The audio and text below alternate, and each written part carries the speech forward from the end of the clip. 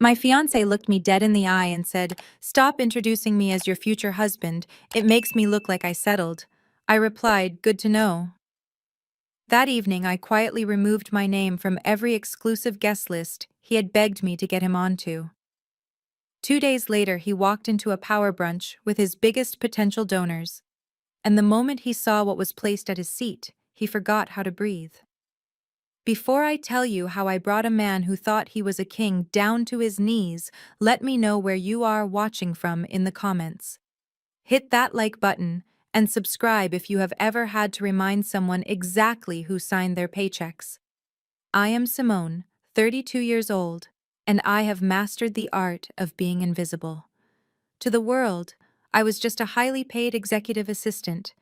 To my fiancé Derek, I was the safe option, the woman who organized his life and kept his secrets. He had no idea that I actually owned the Vesper Group, the very consulting firm that was secretly funding his rise in Washington, D.C. politics.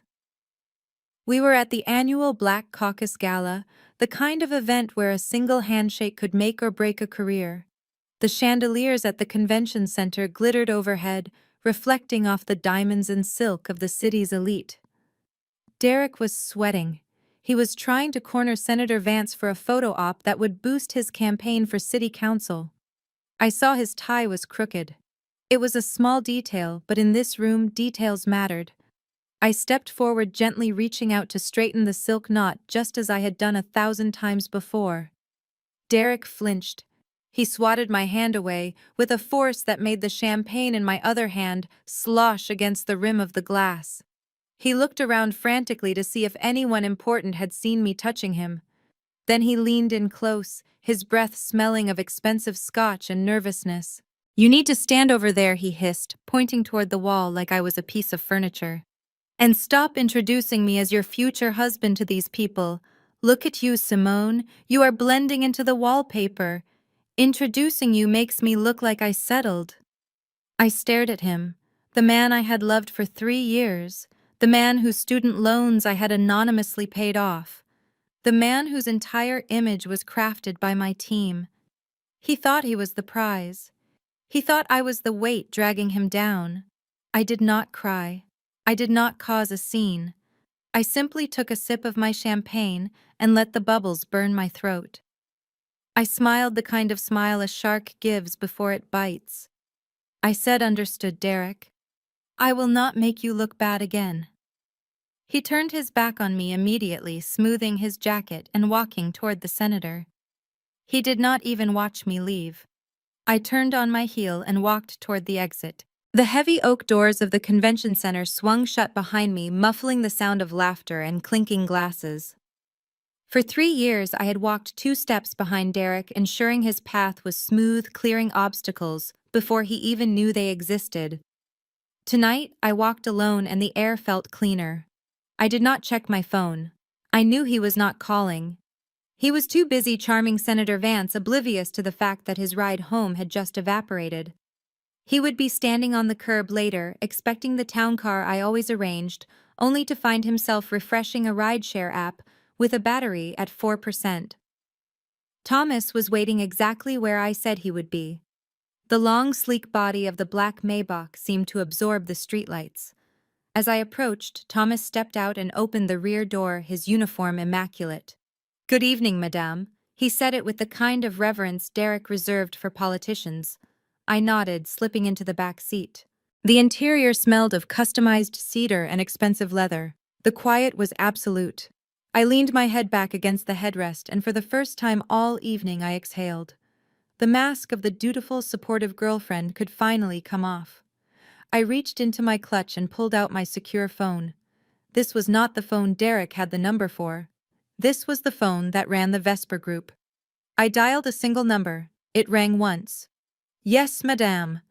The voice on the other end was crisp, efficient. It was Nia, my second in command. I stared out the tinted window at the glowing lights of the city I practically owned. "Initiate the clean slate protocol for Derek Evans," I said, my voice steady. There was a brief pause on the line, not of hesitation but of processing. "Effective immediately," Nia asked. "Effective immediately," I confirmed. I want his access to the American Express black card terminated before midnight. He thinks that card is linked to his campaign funds. Let him find out at breakfast that it is actually a supplementary card on my personal account. Next, change the digital entry codes for the penthouse, reset them to the factory default, and lock him out of the smart home system. He will have to use a physical key if he even remembers he has one. And Nia cancel his introductory meeting with the city council chairman tomorrow. Tell the chairman's office that Mr. Evans has had a sudden change in circumstances and can no longer meet the financial requirements for the endorsement. I could hear the rapid clicking of a keyboard on the other end. Nia did not ask questions. She knew Derek. She knew how he treated the staff, how he snapped his fingers at waiters, how he dismissed her as just another secretary. She had probably been waiting for this call for months. "It is done," Madame Nia said. "Shall I send a team to retrieve your personal items from the residence?" "No," I said, watching the city blur past as we accelerated onto the highway. "Leave them." Let him look at my empty side of the closet and wonder how the woman he called plain managed to disappear so completely. Just make sure the eviction notice is ready for the morning. I hung up the phone and watched the Washington Monument drift by in the distance. Derek wanted a woman who did not make him look like he was settling. Well, he was about to find out just how expensive his standards really were. The morning sun streamed through the floor-to-ceiling windows of the penthouse, hitting Derek square in the face. Usually the automated blinds would have adjusted to a soft glow by now, but today they remained stubbornly open, blinding him before he even opened his eyes. He groaned, rolling over and reaching for the bedside button that signaled the kitchen to start his coffee. Nothing happened. He pressed it again, harder this time. Still nothing.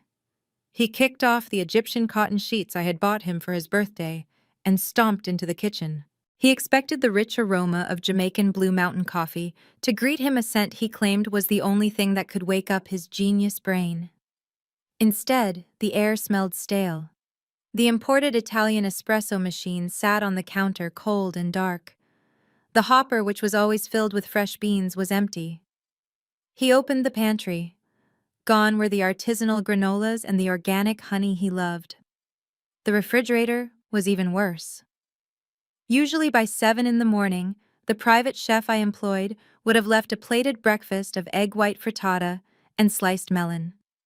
Today the shelves were bare except for a lonely bottle of tap water and a half-empty jar of mustard. Derek slammed the refrigerator door shut. "Simone," he yelled, his voice echoing in the empty space. "Where is my breakfast?" Silence was his only answer. He grabbed his phone to call me but stopped. He probably thought I was just running late or playing a petty game. He decided to punish me by ignoring me. He marched to the service elevator where the valet usually delivered his dry cleaning. Every morning, like clockwork, his bespoke suits would be hanging there, pressed to perfection, along with a fresh, crisp shirt. He pressed the call button for the concierge service. It rang for a long time before a cool, unfamiliar voice answered. "Front desk. This is Derek Evans. Where are my suits? I have a meeting with the city council in an hour." There was a pause and the clicking of a keyboard. "Mr. Evans, I see a note here on your file. The account associated with Unit 4B has suspended all concierge services, including laundry and valet." "Suspended," Derek barked. "That is impossible. I am a VIP resident. Check again." The voice remained maddeningly polite. "I have checked, sir. The owner of the unit personally placed the hold last night. Unless you wish to provide a new credit card to settle the outstanding balance and prepay for the month, we cannot assist you." Derek hung up his face, turning a blotchy red. He stormed back to the master closet. It was a walk-in closet I had designed specifically for him. Now it felt like a mocking cavern. He rifled through the racks, but most of his good suits were at the cleaners. The ones left were out of season or ill-fitting. He finally found a white dress shirt buried in the back. He pulled it out, but it was a disaster. It was a wrinkled mess from months of neglect, stained slightly yellow at the collar. He had never ironed a shirt in his life. He tried to find the steamer, but realized with a jolt that I had taken it to my office weeks ago for a photo shoot. He stood there, in the middle of the luxury he thought he deserved, holding a wrinkled shirt that smelled faintly of dust. He had no coffee, no food, and he looked like he had slept in his car. For the first time, the reality of his situation pricked his ego. He put on the shirt, buttoning it up with trembling fingers. He tried to smooth the creases with his hands, but the fabric was unforgiving. He grabbed his briefcase and headed for the door, muttering curses under his breath. He had to get to work. He had to fix this. But as he walked out the door, he realized he didn't even have a key to lock it behind him. By noon, Derek had convinced himself that the morning was just a glitch in the matrix. He strode into Le Diplomate, one of the most expensive French restaurants in the district, like he owned the building. He had invited 2 potential angel investors and a senior lobbyist to lunch to discuss his upcoming campaign. This was his arena. Despite the fact that his shirt collar was wrinkled and he smelled faintly of subway exhaust, he projected pure arrogance. He ordered the grand seafood plateau and a bottle of vintage Bordeaux without even looking at the price list. I could imagine him leaning back in the leather booth, laughing too loudly at his own jokes, trying to compensate for the disastrous start to his day. He probably told them that his fiancé was handling the campaign logistics, implying that I was just a glorified secretary keeping his calendar. He had no idea that while he was peeling shrimp paid for by my credit line, I was sitting in my office watching his financial lifeline flatline on my monitor. The meal ended, and the waiter arrived with the black leather folio. Derek did not even break eye contact with the investors as he slid the heavy metal platinum card into the folder. It was a move he had practiced, a move that screamed power and unlimited resources. He waved the waiter away with a dismissive flick of his wrist, expecting the transaction to be seamless.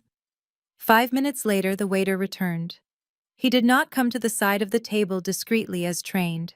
He walked right up to Derek, holding the card between 2 fingers like it was contaminated. "I am sorry, sir," the waiter said, his voice projecting clearly over the hum of the restaurant. "This card has been declined." The table went silent.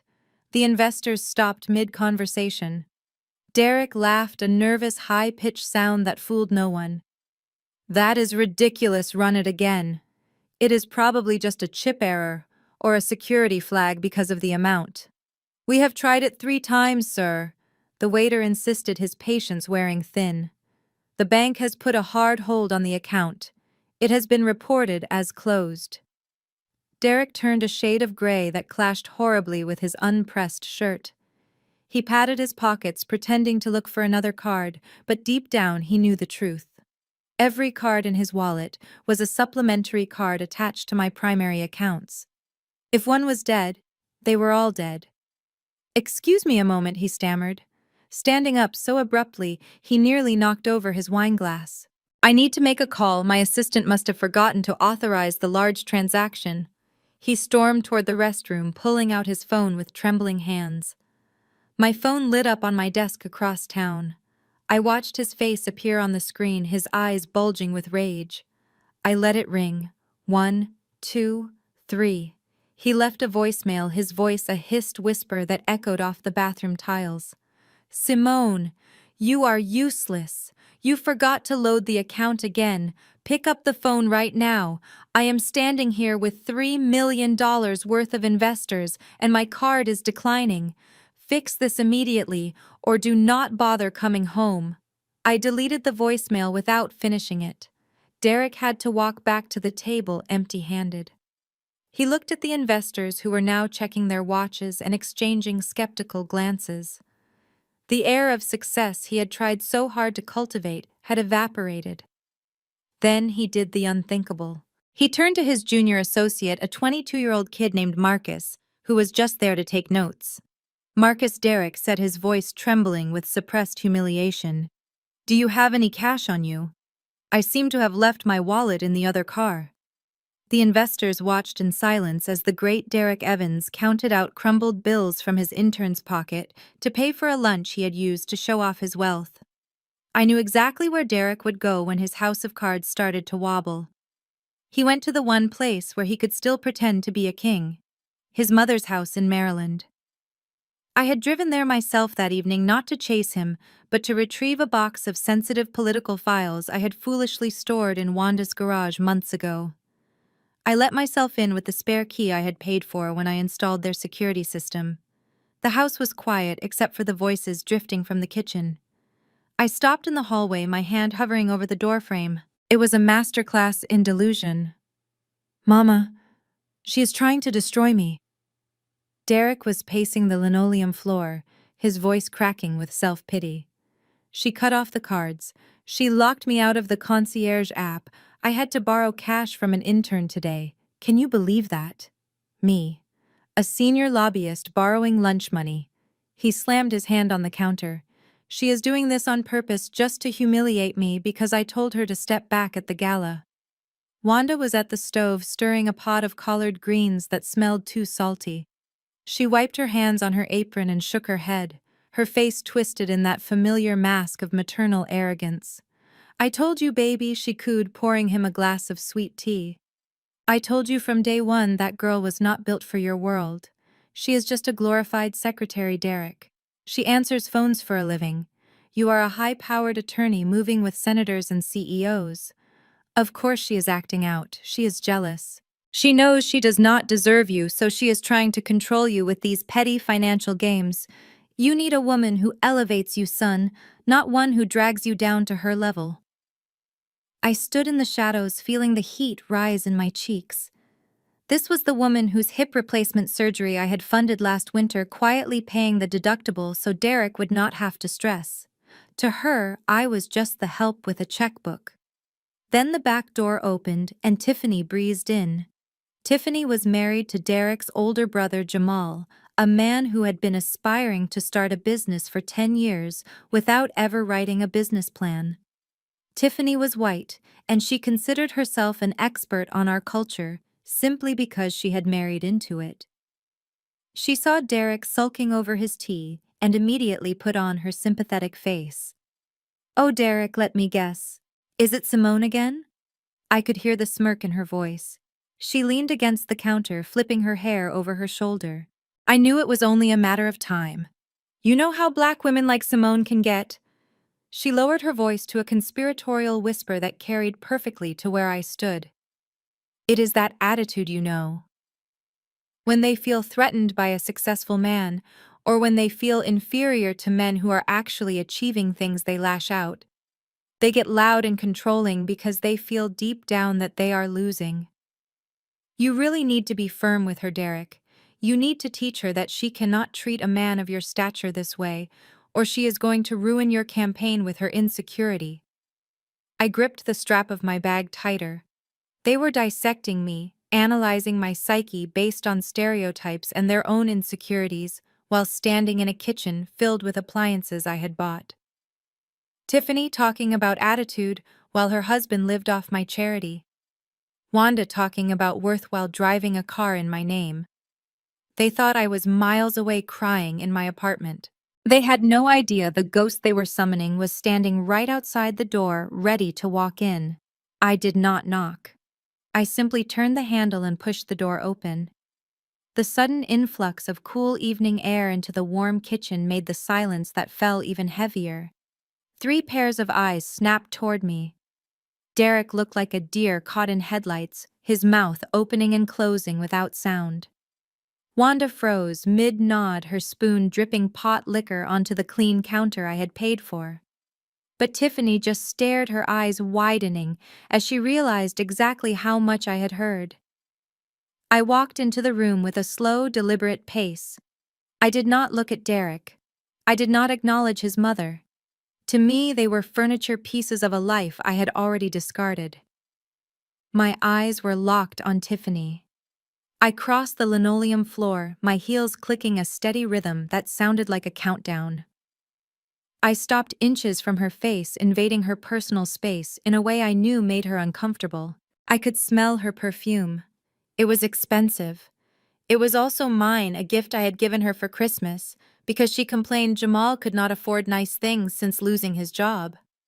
Tiffany tried to back away, but the granite countertop trapped her. She looked at Derek for help, but he was too busy staring at the floor, trying to make himself invisible. He knew better than to step in front of a moving train. I leaned in close until I could see the cracks in her foundation makeup. "Tiffany," I said, my voice dropping to a whisper that was louder than any shout in that small room.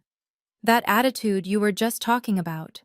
Is that the same attitude that let you use my Netflix password for the last 8 months? Because Jamal has been unemployed and refuses to work. Is that the attitude that kept my mouth shut when I saw the charges for the couples massage at the Mandarin Oriental on my spa membership? The membership you swore you only used once for a birthday treat but actually use weekly while I am at work paying for it. Her face drained of color, turning a pasty shade of white that clashed with her heavy contour. She tried to stammer a denial, her lips trembling, but no words came out. She knew I knew. She knew I was the safety net that had kept her and Jamal floating above their poor decisions for years. I leaned even closer, my voice hardening into steel. You have exactly 24 hours to cancel those subscriptions and remove your name from my accounts.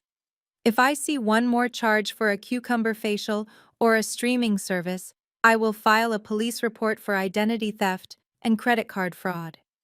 And Tiffany, I have the receipts. I have every single login timestamp and signature. I will not hesitate to have you arrested in front of your neighbors. She shrank back against the counter, her bravado dissolving instantly into fear. The arrogant woman who had just been dissecting my character was gone, replaced by a moocher caught with her hand in the purse. I stepped back, smoothing the lapels of my white suit, enjoying the terrified silence. I looked at the three of them huddled in their kitchen of lies and felt nothing but cold contempt. I grabbed the box of files from the counter, the only reason I had come inside, and turned to leave. As I walked out, I heard Tiffany let out a shaky breath that sounded suspiciously like a sob. Good. The next morning, Derek walked into his office at K Street lobbying, trying to project confidence, despite wearing a suit jacket that had a small coffee stain on the lapel and shoes that had not been shined in 48 hours. He convinced himself that his personal life collapsing was just a temporary setback. He still had his career. He still had his silver tongue. He was still the rising star of the firm. Or so he thought. He walked into the morning strategy meeting with the senior partners ready to play his ace card. The firm had been trying to land a contract with Apex Systems, a massive tech conglomerate, for months. The CEO, Julian Thorne, was notoriously difficult to reach. Derek had bragged for weeks that he had an in with Thorne. He told the partners that he and Julian were old friends, that they played golf together. The truth was, I had introduced them at a fundraiser I organized. Julian was my client, not Derek's. Derek was just the +1 who stood there holding my purse while I closed deals. But Derek had convenient amnesia about who actually held the power in our relationship. I have Thorne in the bag, Derek announced, leaning back in his leather chair and spinning a pen. I will get him on the phone right now, and we can lock in his attendance for the gala. He is expecting my call. The senior partner, a man named Mr. Sterling, looked impressed. Do it, Evans. If you land Apex, you are looking at a serious bonus this quarter. Derek smiled, that arrogant smile I used to mistake for charm. He pressed the speakerphone button and dialed the direct line to Julian's executive office, a number I had programmed into his phone. It rang twice. Executive Office of Julian Thorne. The voice was crisp and professional. It was Elena, Julian's executive assistant, whom I had known for 5 years. Derek cleared his throat. Hi, Elena. It is Derek Evans. Is Julian around? We need to finalize the details for the upcoming gala. I figured I would save him the trouble of an email chain. There was a silence on the other end. It was not the silence of someone putting him on hold. It was the silence of a gate crashing down. I am sorry, Mr. Evans, Elena said, her voice dropping several degrees in warmth. Mr. Thorne is unavailable. Furthermore, I have been instructed to inform you that all future communications regarding Apex Systems must go through our primary consultant, Miss Simone. Derek froze. He laughed nervously, glancing at the senior partners who were now frowning. Elena, you know me. Simone is just busy. Just put Julian on for a second. I cannot do that, sir. Elena replied, her tone icy. Ms. Simone sent over an updated clearance list this morning. Your name has been removed, Mr. Evans. The memo explicitly states that without Ms. Simone's direct confirmation, no meetings with your firm will be entertained. The calendar hold has been deleted. Is there anything else? Derek lunged for the phone and slammed the disconnect button, but the damage was done. The silence in the conference room was suffocating. Mr. Sterling slowly took off his glasses and cleaned them with a silk cloth, a gesture everyone in the office knew meant trouble. You told us you owned that relationship, Evans Sterling said, quietly. You told us you had the direct line. It sounds to me like your girlfriend holds the leash and she just let go. But Sir Derek stammered, sweat beading on his forehead. It is just a misunderstanding. She is just being emotional. I will fix it. Sterling stood up, gathering his files. You look like a mess, Evans. Your shirt is wrinkled, you are distracted, and now I find out your biggest asset is not even yours. You have until the end of the day to fix this. If Apex walks, you walk. Fix your house or get out of mine. He walked out, leaving Derek alone in the glass-walled room, exposed and humiliatingly small. He had built his reputation on my connections, and he was just realizing that without me, he was nobody. I was sitting in my real office at the Vesper Group reviewing the quarterly projections for a senator's re-election campaign, when my personal phone vibrated against the mahogany desk. It was Derek. I let it ring twice, just long enough to imagine him sweating in the hallway of his firm, loosening his tie and pacing back and forth. Then I swiped answer and put the phone on speaker, setting it down next to my cup of tea. What the hell kind of game are you playing, Simone? Derek did not bother with a greeting. His voice was a low growl, the tone he used when a waiter brought him the wrong sparkling water. I just got kicked out of a strategy meeting because Julian Thorne refused to take my call. He said he only speaks to you. Call him back right now and tell him it was a mistake. Tell him I am the point of contact. I leaned back in my leather chair, crossing my legs. I picked up a silver pen and twirled it between my fingers. I am afraid I cannot do that, Derek. Julian pays Vesper Group for access to competent professionals. I would be violating my contract if I sent him a liability. There was a sputtering sound on the other end. A liability. I am your fiancé. I am the reason you even know people like Thorne. You are embarrassing me, Simone, and I will not tolerate it. Fix this immediately, or I swear to God, I will call off the engagement. Do you hear me? I will cancel the wedding, and you can explain to your mother why you are single at 32. He really thought that was the ultimate threat. He thought the prospect of losing the title of Mrs. Derek Evans would bring me to my knees. He truly believed he was the sun, and I was just a cold planet desperate for his warmth. I let the silence stretch for a moment, letting him think his threat had landed. Then I spoke, my voice calm and smooth like polished glass. You know, Derek, I have been thinking a lot about what you said at the gala. You told me that introducing me as your future husband made you look like you were settling. You said I was dragging you down. I paused, letting the memory of his cruelty hang in the air between us. So I decided to help you. I'm removing the dead weight. I am stepping out of your way so you can finally find that high-value woman who matches your incredible stature. Consider this my final act of support. I am helping you raise your standards by disappearing from your life. Simone, do not do this, Derek shouted, his voice cracking. You are being dramatic. No, Derek, I interrupted. I am being practical. You wanted an upgrade. Now you are free to find one, but you will have to do it without my contacts, my money, and my reputation. Good luck with your career. You are going to need it. I tapped the red icon, ending the call before he could get another word in.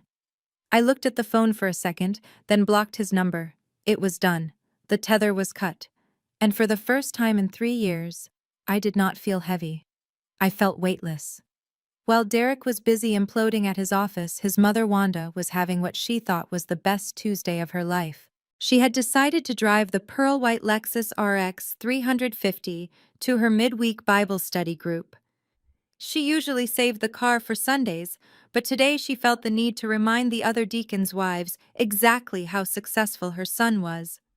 She parked right in the front spot, ensuring everyone saw her step out.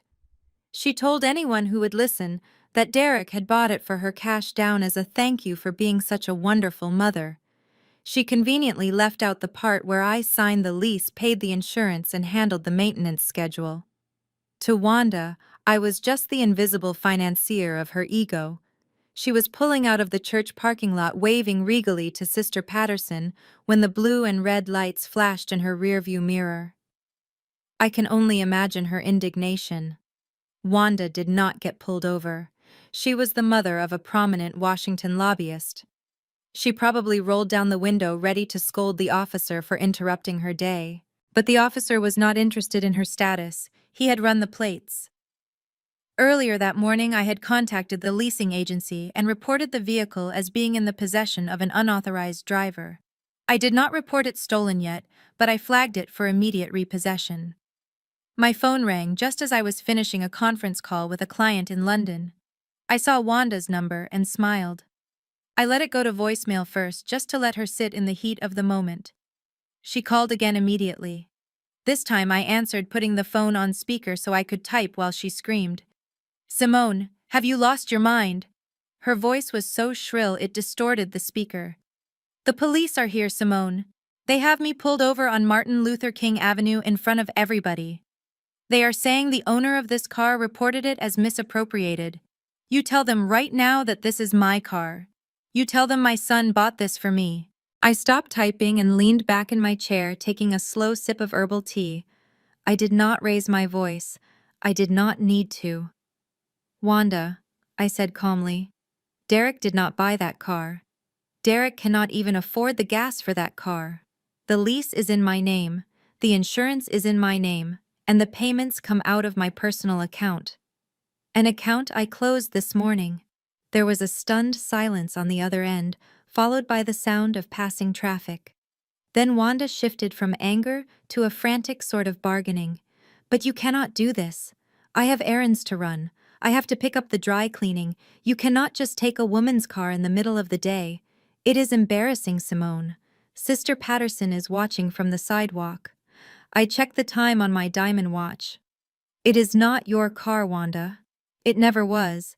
It was a courtesy I extended to the mother of my fiancé. Since I no longer have a fiancé, that courtesy has expired. Now you have a choice. The officer is being very patient because I told him to give you a chance to return the property voluntarily. You have exactly 1 hour to drive that car to the dealership garage in Bethesda and hand over the keys." 1 hour, she gasped. "Bethesda is 40 minutes away in this traffic." "Then you better start driving," I said, cold as ice. "Because if that car is not checked in by the deadline, I will call the officer back and upgrade the report from unauthorized use to grand theft auto. And Wanda, I do not think Derek has the bail money to get you out. I suggest you stop worrying about Sister Patterson and start worrying about the bus schedule to get home." I hung up the phone. I did not feel guilty. For 3 years she had driven my car while criticizing my character. Now she could walk and think about exactly who she had been disrespecting. After a day that had systematically dismantled his ego, Derek dragged himself back to the penthouse. His feet hurt in his expensive loafers, and his stomach growled, reminding him of the lunch he had failed to eat. He was exhausted, but a small part of him, the part that thrived on delusion, was already rewriting the narrative. He probably convinced himself that by now I had cooled off. He likely expected to find me inside waiting with a home-cooked meal and an apology ready to beg for his forgiveness for embarrassing him. He stepped off the private elevator and walked down the plush-carpeted hallway. He stopped dead a few feet from his door. There was no welcome mat. There was no smell of roasting chicken. Instead, there was a stark white envelope taped to the mahogany finish of the front door at eye level. It was not a greeting card. It was not a handwritten note of reconciliation. It was a thick, formal business envelope with the logo of the Vesper Group Property Management Division embossed in the corner. Derek ripped it off the door with a sneer, thinking it was perhaps a bill I had forgotten to pay. He tore it open, his eyes scanning the document impatiently. Then he froze. The bold letters at the top did not say invoice or apology. They read, "Notice to vacate, immediate action required." Derek leaned against the doorframe, his knees suddenly weak. He read the document again, this time slower, his lips moving as he tried to comprehend the legalese. The letter stated clearly that the leaseholder for Unit 4B had terminated the occupancy agreement effective immediately. It cited a violation of the lease terms, specifically the clause regarding unauthorized occupants. He stared at the paper. Unauthorized occupant. For 3 years he had strutted around this apartment telling his friends he bought it as an investment, telling his mother he was letting me stay there. The document in his hands stripped away that lie with surgical precision. It listed him, Derek Evans, not as a tenant, not as an owner, but as a guest whose welcome had expired. The lease had never been in his name. The credit check had never run his social security number. He was legally no different than a couch surfer who had overstayed his visit. I had instructed my legal team to be thorough. The letter explained that the guarantor of the property, Ms. Simone, had withdrawn her financial backing. Without a guarantor, the current resident failed to meet the income requirements for the building. The management company was exercising its right to remove him. He had 7 days, 1 week to pack up 3 years of false bravado and find somewhere else to go. Derek dropped the paper. It fluttered to the floor, landing face up. 7 days. He looked at the keypad on the door. He punched in his code. The light flashed red. He tried again. Red. He tried his birthday. Red. I had not locked him out completely yet, that would be illegal, but I had changed the primary code to a temporary guest code which was printed at the bottom of the eviction notice. He had to pick the paper up off the floor like a beggar to find the numbers that would let him into the home he thought was his. As he punched in the humiliating sequence 1, 2, 3, 4, 5, he realized the truth. He did not have a castle. He was just squatting in mine. Inside the apartment, Derek sat on the edge of the velvet sofa I had imported from Italy. The silence of the penthouse was deafening. He pulled out his phone and opened his banking app. For the first time in 3 years, he looked at his finances without the safety net of my supplementary deposits. He expected to see a healthy savings account, a war chest he could use to fight me. He expected to see the fruits of his labor as a high-powered lobbyist. What he saw made his hands shake. The balance was $342. He stared at the screen, refreshing the page as if a mistake had been made. But there was no mistake. He scrolled through the transaction history. Expensive dinners, custom suits, weekends in the Hamptons, payments for his mother's medical bills, payments for Jamal's legal fees from that DUI last year. Every single one of them had been covered by transfers from an external account labeled the Vesper Group LLC. He had assumed Vesper was just the payroll company for his firm. He had never connected the dots. He had never realized that I was Vesper. He sat there in the dim light, the realization washing over him like cold water. He was broke. He had been living a millionaire lifestyle on a 5-figure salary, and I had been quietly filling the gap every single month. The rent alone for this penthouse was more than his monthly take-home pay. Without me, he was not just poor, he was drowning. Panic set in. He needed cash. He needed a bridge loan to get him through this until he could fix things. He scrolled through his contacts and stopped at Jamal, his older brother, the man whose family Derek had supported for years with my money. Jamal would help. Jamal owed him. He dialed the number. Jamal answered on the first ring, his voice hushed. "D, is everything okay?" "Tiff is freaking out, man. She is pacing the living room crying about Netflix and facials. What is going on?" Derek cut him off, his voice tight with desperation. "Forget Tiffany, man. I need a favor. Simone has gone crazy. She locked my accounts. I need $5,000, Jamal. Just until next week. I need to get a hotel room and pay a lawyer." There was a long silence on the other end. Derek could hear Tiffany's voice in the background, sharp and frantic. Then Jamal sighed, a sound of pure defeat. "I cannot do it, D. What do you mean you cannot do it? Derek shouted, standing up. I paid for your lawyers, Jamal. I paid for your kids' private school tuition last semester. You owe me. I know, Jamal whispered. But Tiff says we cannot cross her. She says Simone knows things D. She says if we give you a dime, she will release some files to the IRS about the charity fund. We cannot risk it, man. Tiff is scared. I am scared. You are on your own. The line went dead. Derek stared at the phone, betrayed by the very brother he had carried on his back. Or rather, on my back. He was alone in a dark apartment with $300 to his name, and the walls were closing in. Sitting in the dark penthouse, Derek stared at the blank screen of his phone. The panic began to recede, replaced by a familiar and comforting arrogance. This had to be a game. Simone was not a vindictive person. She was the woman who packed him lunchboxes with handwritten notes. She was the woman who nursed him through the flu when his own mother wouldn't visit. This whole clean slate protocol, this sudden cruelty, it was out of character. She was just hurt, he reasoned. She was lashing out because he had bruised her ego at the gala. It was a power play, a desperate bid for attention from a woman who knew she was punching above her weight. He stood up, pacing the living room, his confidence returning with every step. She would not really evict him. She would not really cut him off. She just wanted him to beg. She wanted him to crawl back and apologize so she could feel important again. Well, he would not give her the satisfaction. He was Derek Evans. He was a force of nature. He didn't need Simone to succeed. In fact, he would prove it. His eyes landed on the calendar on the wall. Next Saturday was the launch date for his city council campaign. He had been planning a soft launch, a small gathering of close supporters. But now he saw an opportunity. He would turn it into a spectacle. He would host a power brunch. Not just any brunch, but the event of the season. He would invite everyone, the partners at his firm, the local business owners, the community leaders. He would invite his family too, just to show them he was still standing tall. He grabbed a notepad and started scribbling furiously. He would host it at the Hamilton, a venue known for its exclusivity. He would pay for it with the campaign funds he had raised independently, the small pot of money Simone had not touched, because it was legally registered to his political committee.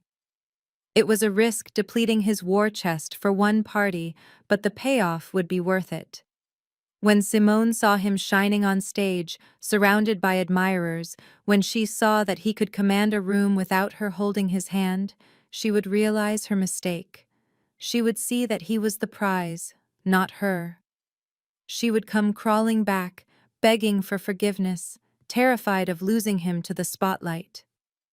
He smiled, imagining the scene. Him at the podium, charismatic and powerful, and Simone in the back of the room, regretting everything. He would be magnanimous, of course. He would take her back eventually, but on his terms. No more introducing herself as his equal. No more controlling his schedule. She would learn her place. He picked up his phone and started drafting the invitations, his fingers flying across the screen. The subject line read, "A new era for DC leadership." He sent it to his entire contact list, including Simone.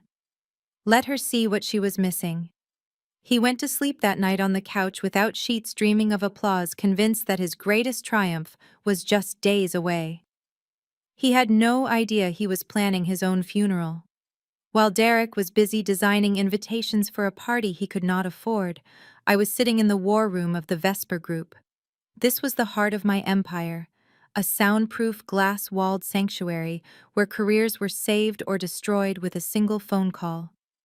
My team was already assembled. David, my head of legal, sat to my right. Marcus, the director of crisis management, sat to my left.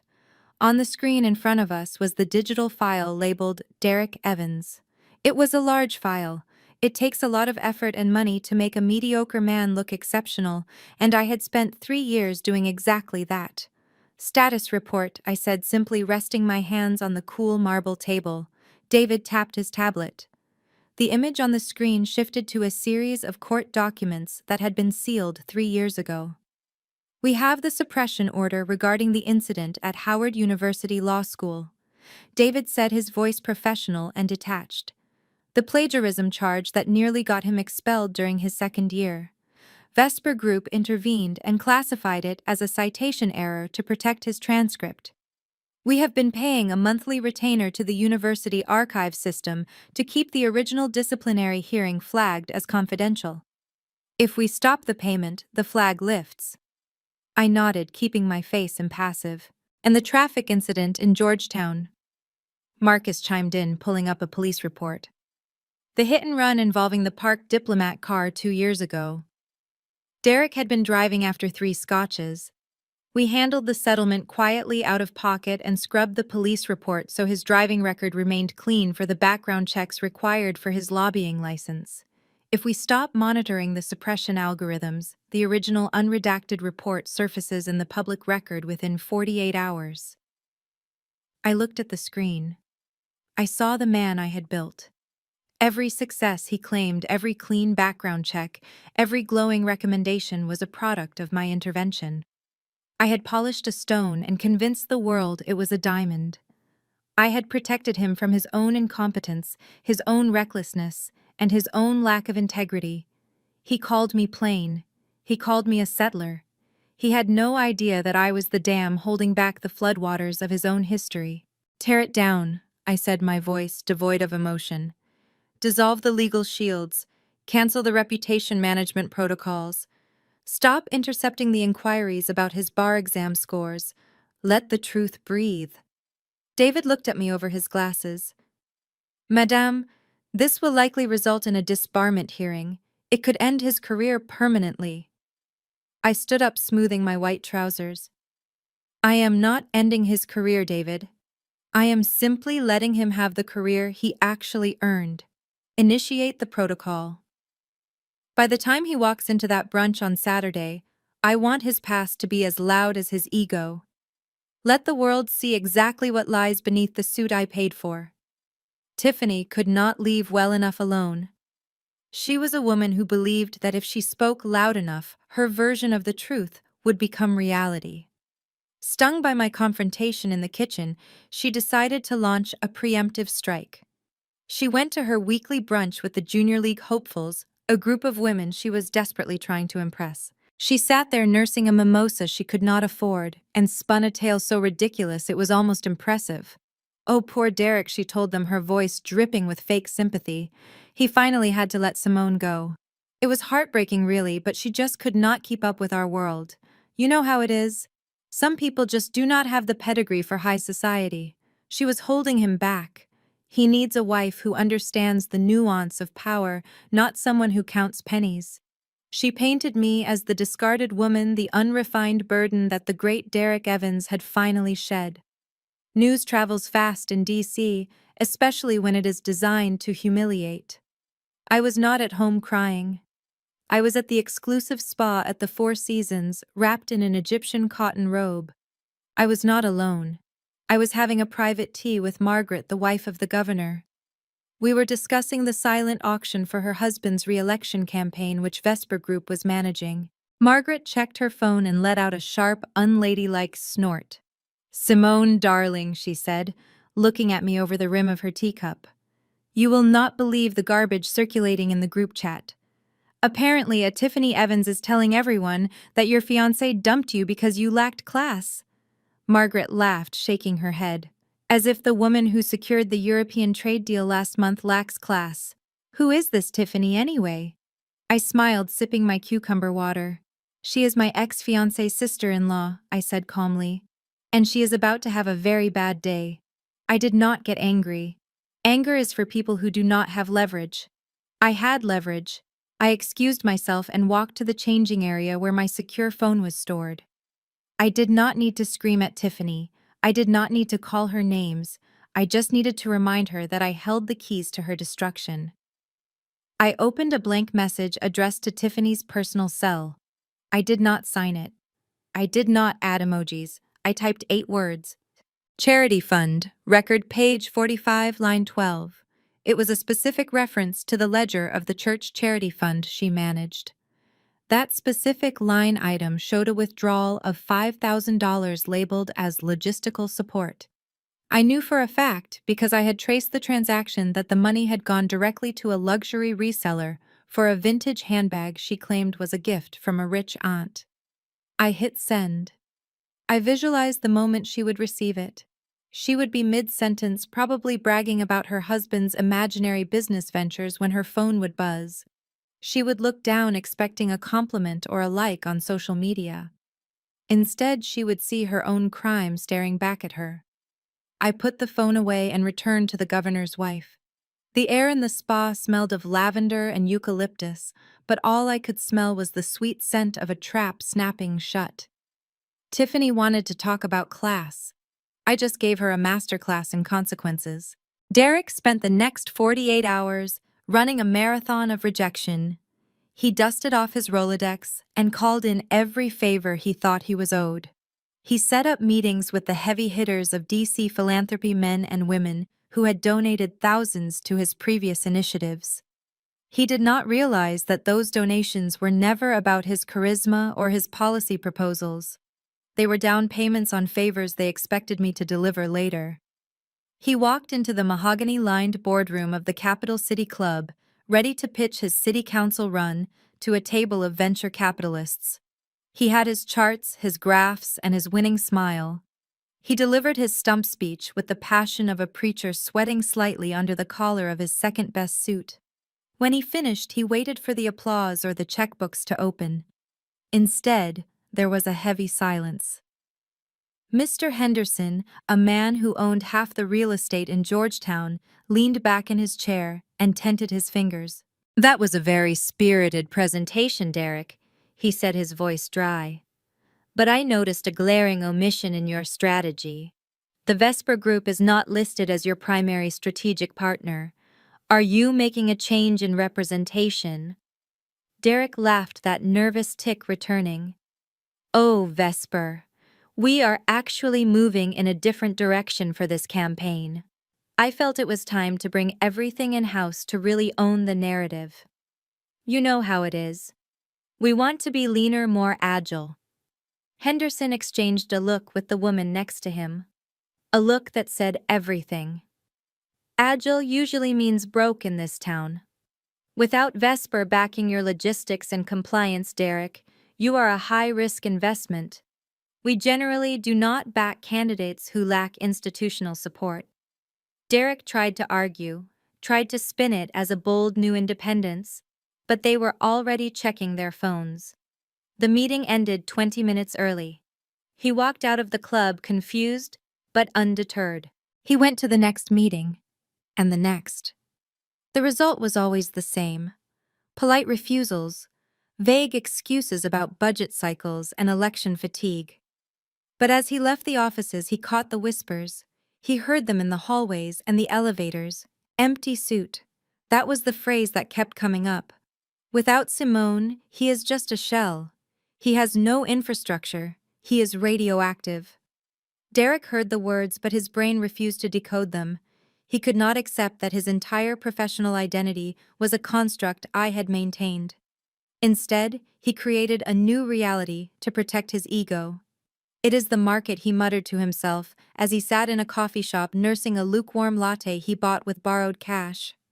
"The economy is tightening up. People are scared to spend. They just do not see the vision yet." He convinced himself that he was a visionary ahead of his time, not a fraud who had lost his ghostwriter. He believed that if he just threw a big enough party, if he just shined bright enough at the power brunch, the money would follow. He did not understand that in Washington, nobody bets on a horse that has lost its jockey. He was running a race he had already lost, and I was the only one holding the stopwatch. Just as I was closing a file on a renewable energy merger, my private line rang. It was Wanda again. I had expected silence after the car incident, but desperation has a way of making people forget their pride. I answered not because I wanted to talk, but because I needed to close the final loop on the wedding logistics. "Simone, where is the money?" Wanda did not say hello. She was screaming so loud I had to hold the phone away from my ear. The event coordinator at the Willard Intercontinental just called me. She said the $50,000 deposit for the ballroom has been withdrawn. She said the check was canceled. You need to wire that money back immediately. I took a slow sip of my sparkling water. I did not cancel the check, Wanda, I said calmly. I exercised the clawback clause in the contract. Since the wedding is cancelled, I am entitled to a full refund of my deposit minus a small administrative fee. The money is already back in my investment portfolio. You cannot do that, Wanda shrieked. We have invitations to send. I told the choir director that we were having the reception in the grand ballroom. I told everyone it was going to be the wedding of the century. You are embarrassing me, Simone. You are embarrassing the family. I looked at the venue contract on my screen. I had read the fine print. Wanda evidently had not. There is something you should know, Wanda, I said, my voice devoid of sympathy. When I spoke to the coordinator, she mentioned a supplementary contract. Apparently, someone authorized an upgrade to the Imperial package last week. Someone added fresh orchids imported from Thailand, a 10-course tasting menu, and a customized ice sculpture bar. There was a sudden silence on the other end. A guilty, heavy silence. Well, yes, Wanda stammered. I wanted it to be nice for Derek. He deserves the best. I signed for the upgrades because I knew you would want to cover it. It was going to be a surprise. It certainly was a surprise, I said. But not for me. See, when I withdrew my deposit and canceled the primary booking that left a balance due. Since you signed the supplementary contract for the upgrades as a separate guarantor, you are now personally liable for the cancellation fees on those specific items. The orchids were already ordered, Wanda. The ice sculptor was already booked. What are you saying? She whispered, fear creeping into her voice. I am saying that while I got my $50,000 back, you currently owe the Willard Intercontinental $20,000. And since you signed your name on the upgrade order, that debt belongs entirely to you. They will be sending the invoice to your house. I suggest you pay it before they send it to collections. It would be a shame if the choir director found out you were being sued for a wedding that is not happening. But I do not have $20,000, she wailed. Derek does not have it. You have to help us, Simone. You are rich. This is nothing to you. It is not about the money, Wanda, I said, reaching for the disconnect button. It is about the lesson. You tried to spend my money to buy your status. You tried to show off to people who do not care about you, using resources you did not earn. Now you get to pay the price of admission. I hung up the phone. I imagined her sitting in her living room surrounded by bridal magazines she could no longer use, staring at a bill that would ruin her credit. She wanted a wedding of the century. Instead, she got the invoice of a lifetime. I was sitting in my office at the Vesper Group when the courier arrived. He carried a thick cream envelope with raised gold lettering. It was heavy, expensive stock, the kind of stationery that cost $5 a unit. Derek was spending money he did not have to impress people who did not care. I opened it slowly, enjoying the tactile sensation of his desperation. It was an invitation to the Future of DC Leadership Power Brunch, hosted at the Hamilton, one of the premier venues in the city. The date was set for Saturday at 11 in the morning. The irony was delicious. Derek was hosting a power brunch to launch his campaign for city council, while he was technically homeless and insolvent. He was betting everything on this one event, hoping that the donations he collected would cover the debt he was drowning in. But the real surprise was not the event itself. It was the handwritten note clipped to the RSVP card. Dear Simone, I know you usually stay behind the scenes, but I would consider it a personal favor if you attended. Derek Evans speaks highly of his vision, but I trust your judgment more than his rhetoric. I have reserved the seat of honor for you right next to the podium. Best Senator Vance. Derek had made a fatal calculation error. In his frantic bid to secure big names for his launch, he had reached out to Senator Vance, the very man he had tried to corner at the gala. He had likely dropped my name, implying we were still a power couple, to get the senator to agree to serve as the honorary chair. He did not know that Senator Vance had been a quiet Vesper client for 6 years. He did not know that Vance called me before he even accepted the invitation, asking if this Evans kid was the real deal. I had told Vance to accept. I told him it would be an illuminating afternoon. I held the card in my hand, feeling the texture of the paper. This was it. This was the stage I had been waiting for. Derek had built a platform to announce his rise, but he had unwittingly constructed the scaffold for his own execution. He wanted a spectacle. He wanted the eyes of Washington upon him. I would grant him his wish. I picked up my phone and dialed David, my head of legal. "Is the dossier ready?" I asked, my voice calm. "It is printed and bound," Madame David replied immediately. "The eviction notice, the invoices, the academic records, and the affidavits regarding the charity fraud. It is all there." "Good," I said, staring at the embossed invitation. "Have it delivered to me in a sealed black portfolio. I will carry it myself." I hung up and walked to the floor-to-ceiling window looking out at the city skyline. Derek thought he was playing chess, but he was playing checkers on a board I had designed. He thought inviting the senator would legitimize him. Instead, he had just ensured that the most powerful people in the city would have a front-row seat to his destruction. I was not going to crash his party screaming and making a scene. I was going to walk in through the front door invited by the chairman himself. I would be the guest of honor, and I would bring a gift he would never forget. The clock was ticking down to Saturday. I could almost hear the sound of the guillotine blade being hoisted into place. The morning sun filtered through the blinds of the penthouse, casting long shadows across the floor that Derek would soon be forced to scrub if he wanted his security deposit back. But Derek was not thinking about cleaning. He was thinking about his coronation. Today was the day he would announce his candidacy to the elite of Washington. He stood in the center of the master walk-in closet, a space that used to be filled with the finest garments money could buy. Now it felt cavernous and cold. He had been expecting a delivery yesterday. A custom charcoal gray, three-piece suit from a bespoke tailor in Georgetown. I had placed the order 2 months ago, intending it to be his armor for this very campaign launch. It was cut to accentuate his height and hide his insecurities. But like everything else in his life, that order had been canceled the moment I cut the financial cord. The tailor had called him personally to say that without the final payment, the suit would remain on the mannequin. Derek rifled through the remaining hangers, his hands shaking slightly with a mix of rage and anxiety. He pushed aside the linen shirts and the casual blazers until he found the only dark suit left. It was a navy blue number he had bought off the rack at a department store 4 years ago, before I had upgraded his life. He pulled it out, and the fabric felt rough and cheap between his fingers compared to the Italian wool he had grown accustomed to. He put it on. It was tight in the shoulders, restricting his movement, and loose in the waist, a reminder of a time before expensive dinners and personal trainers had reshaped him.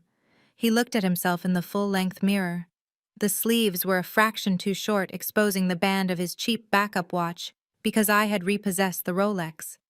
He tried to tie his tie, a complex Windsor knot that I usually perfected for him while he drank his coffee. After 3 failed attempts, his fingers fumbling with the silk, he settled for a lopsided half knot that looked amateurish. He smoothed the lapels, trying to press out wrinkles that had set in over years of neglect. He leaned in close to the glass, staring into his own eyes, searching for the man he believed he was. "You are the prize, Derek," he whispered to his reflection, his voice low and fierce. "You are the future of this city. She is just a stepping stone. She will see you up there today commanding the room, and she will realize she made the biggest mistake of her life. She will be begging to iron this shirt by tonight." He adjusted his collar, putting on the mask of the confident politician. He grabbed his phone, checking the RSVPs one last time. Senator Vance was confirmed. That was all that mattered. With Vance by his side, nobody would notice the cheap suit. Nobody would notice the fear in his eyes. He left the penthouse without looking back, ignoring the eviction notice that was still taped to the front door, a silent countdown to his homelessness. He took a rideshare to the Hamilton because his driver service was suspended, and he spent the ride rehearsing his victory speech. When he arrived, the venue was buzzing. The Hamilton was dark and atmospheric, perfect for a power move. But then his family arrived, and the illusion began to crack. I watched from the mezzanine shadows as the Evans clan made their entrance. They did not walk in, they paraded. Wanda was leading the charge wearing a bright gold sequined dress that was entirely appropriate for a nightclub and completely wrong for a political brunch. She had a hat on a massive structure with feathers that threatened to take out anyone standing too close. She was smiling, waving at waiters, as if they were her fans, acting as if she had personally funded the event. Behind her trailed Jamal and Tiffany. Jamal looked like he would rather be anywhere else wearing a suit that was clearly too large for him, likely borrowed from a friend. He walked with a slump, looking at the floor, hoping no one would ask him what he did for a living. But Tiffany had decided that this was her moment to shine. She was wearing a white dress that looked suspiciously like a bridal gown cut short paired with towering heels she could barely walk in. She was clutching a knockoff designer bag, the very one she had bought with the stolen charity money, holding it prominently for everyone to see as if it were a shield of status. They walked past the registration table without checking in. I heard Wanda tell the poor girl at the door, "We do not need name tags, honey. We are the family of the candidate. We are the VIPs. They headed straight for the buffet table before even greeting Derek. I saw Tiffany loading her plate with smoked salmon and expensive cheeses, her eyes scanning the room not for political connections, but for opportunities to be seen. Wanda was already ordering a mimosa, snapping her fingers at a passing server. They looked like vultures descending on a carcass, completely oblivious to the fact that the meat was poisoned. Derek saw them, and I saw his shoulders slump for just a second before he pasted that fake smile back on his face. He walked over to them, probably to tell them to tone it down, but Wanda pulled him into a hug, loud enough to rattle the silverware. "There is my baby," she shouted for the whole room to hear. "The future councilman, look at him, everyone. He did this all by himself." The irony was so thick it nearly choked me. He stood there in his ill-fitting suit surrounded by his mooching family, believing he was about to conquer the world. They were ready to eat, drink, and celebrate their perceived victory. They had no idea that the real guest of honor was about to walk through the doors and turn their celebration into a wake. Across town in the master suite of my real home, I stood before a floor-to-ceiling mirror. I was not dressing for a brunch, I was dressing for an execution. Derek had expected me to show up in tears, or perhaps in a dress that screamed desperation. He expected me to try to win him back, to beg for my place at his table. He did not understand that I was done playing the game. I chose a suit that was the antithesis of his wrinkled navy disaster. It was stark white silk, custom, tailored to fit like a second skin. White is the color of mourning in some cultures, but today it was the color of absolute unblemished power. It was clean. It was sharp. It was everything Derek pretended to be, but was not. On the marble vanity sat my weapon. It was not a gun or a knife. It was a thick envelope made of matte black cardstock. It was heavy in my hand, weighted down by 3 years of receipts, lies, and legal filings. Inside was the paper trail of a man who had lived a lie on my dime. I picked up a silver calligraphy pen, the ink shimmering under the vanity lights. With a steady hand, I wrote the inscription on the front, "To Derek, the man who never settles." It was petty, it was cruel, it was perfect. It was the exact phrase he had used to discard me, turned into the title of his destruction. I walked out to the car, my heels clicking against the pavement with a rhythm that sounded like a war drum. Thomas held the door open, his face impassive, but his eyes dancing with a hint of anticipation. He knew where we were going. He knew what was in the envelope. "To the Hamilton, madame?" he asked. "To the Hamilton, Thomas," I replied. "And do not park in the back. Pull up right to the red carpet." As we drove through the city, I watched the streets blur by. I felt a strange sense of calm. The anger that had burned in my chest for days had cooled into a solid block of ice. I was not nervous. Why would I be? I held all the cards. Derek was playing a role I had written for him, and he was about to read his final lines. We pulled up to the venue. I saw the valet rush to open my door, recognizing the car. I saw the security guards straighten their ties. I stepped out the white suit, glowing in the midday sun. I clutched the black envelope against my side like a shield. I took a deep breath, inhaling the scent of victory. Derek wanted a woman who could command a room. He wanted a partner who raised the standard. I was about to walk through those doors and show him exactly what a high-value woman looks like when she stops settling for a low-value man. Inside the venue, the air conditioning was working overtime, but it could not cool down the desperation radiating from the stage. Derek stood behind the lucite podium, gripping the edges until his knuckles turned white. The spotlight washed out his features, making him look pale and sweaty. He had engaged his full politician mode, a setting I used to find charming, but now recognized as a defense mechanism against reality. He leaned into the microphone, his voice booming through the speakers with a practiced cadence that sounded hollow, without the usual backing of a cheering crowd. My journey was not easy. Derek declared, his eyes scanning the room, but failing to make genuine contact with anyone. I stand before you today, not as a man who was given handouts, but as a man who built his legacy brick by brick. I learned the value of hard work from my mother, who taught me that integrity is the only currency that matters in Washington. I watched from the shadows near the entrance. The irony was so thick I could taste it. Integrity.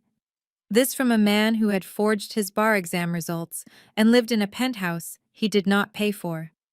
The audience seemed to sense the fraudulence, even if they did not know the details. The applause was scattered and polite, the sound of wet leaves falling on pavement. People were checking their watches. A prominent developer in the third row was openly scrolling through his emails. They had come because Senator Vance was on the invitation, not because they believed in Derek Evans. But there was one pocket of enthusiasm in the room: the front row. Wanda sat there like the Queen Mother, her sequined dress catching the stage lights and blinding anyone unfortunate enough to look directly at her. She was nodding vigorously at every word, murmuring amen, as if Derek were delivering a sermon instead of a campaign speech. She looked around the room with a haughty expression, daring anyone not to be impressed by her son. Next to her, Tiffany was busy staging a photo for social media.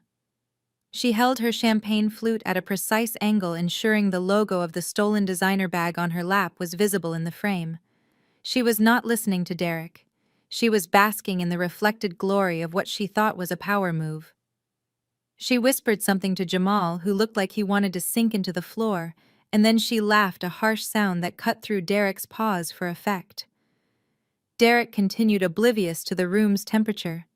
"We need leadership that understands the value of family," he shouted, raising a fist. "We need leaders who do not settle for mediocrity. Leaders who raise the standard, raise the standard." He used the line again. It was his new mantra, a phrase he had weaponized against me, now repurposed as a campaign slogan. The audience gave a collective shrug. A few people clapped. Someone coughed. It was the saddest display of arrogance I had ever witnessed. He was a captain saluting on the deck of a sinking ship, convinced he was steering it toward the horizon. And I was the iceberg he never saw coming. The heavy oak doors at the back of the ballroom swung open with a resounding boom that echoed through the silence of the room, cutting Derek off mid-sentence. He stopped, his mouth hanging open as the bright light from the hallway spilled into the dim venue, creating a silhouette that demanded attention. Every head in the room turned. The low murmur of bored conversation died instantly, replaced by a sudden electric tension that made the air feel thin. I stepped across the threshold. I was not hiding in the shadows anymore. The white silk suit caught the light, making me glow against the dark mahogany of the entrance like a beacon of absolute authority. I did not walk with the hesitant steps of an ex-girlfriend crashing a party. I walked with the stride of a woman who owned the building. The sound of my heels on the parquet floor was the only sound in the room, a steady rhythmic click that commanded absolute silence. The change in the room was physical. The atmosphere shifted from polite disinterest to intense focus. And then the movement started. It began in the third row. Senator Vance, who had spent the last 20 minutes checking his watch and looking for an exit, shot to his feet the moment he saw me.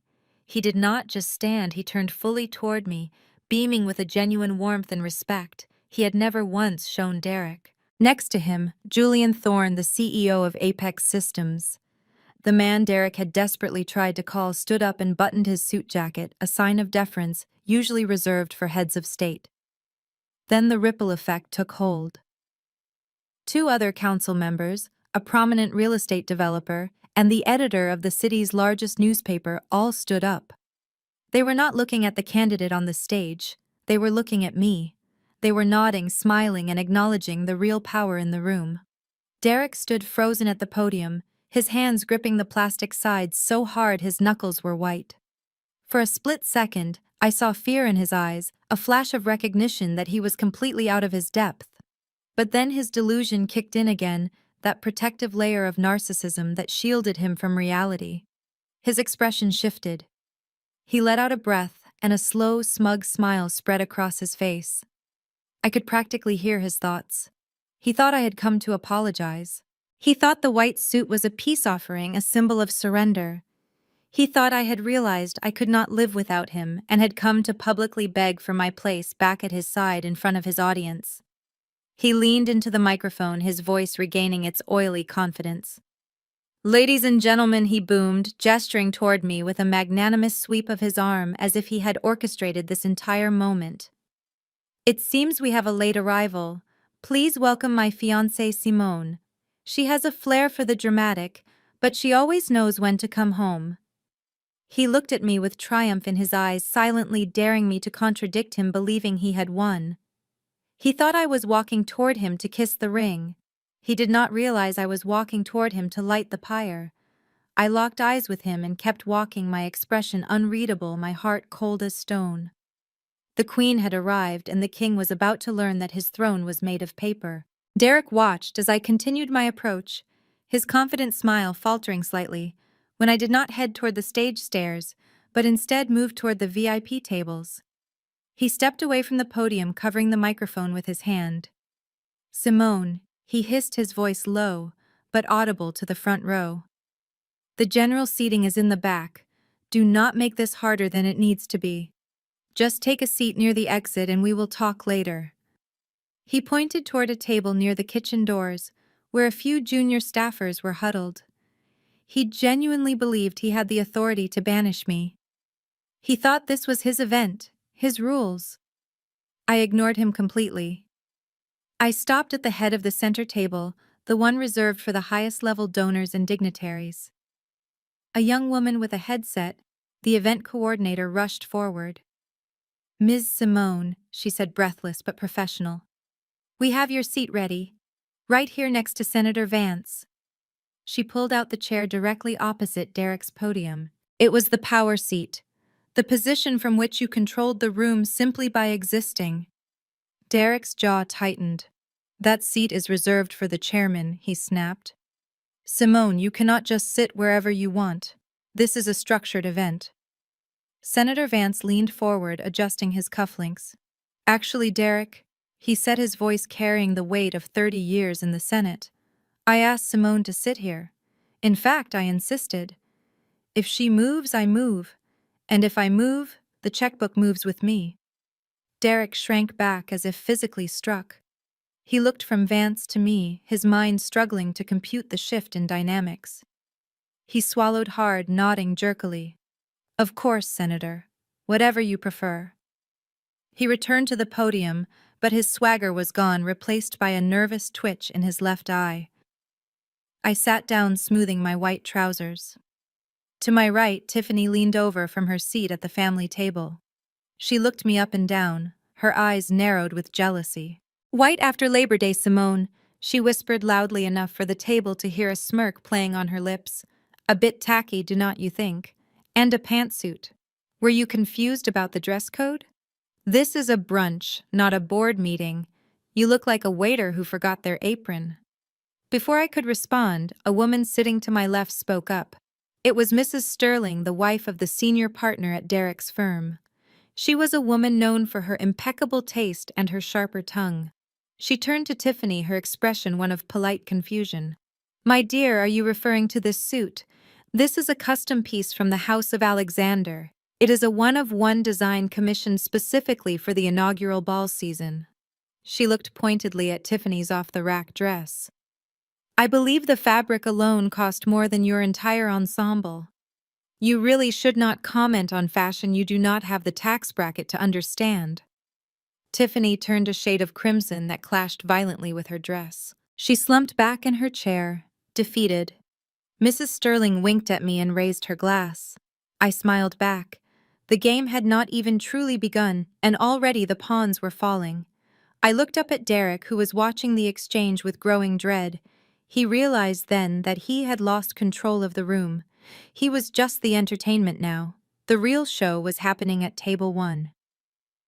The brunch service began with a parade of waiters carrying silver trays.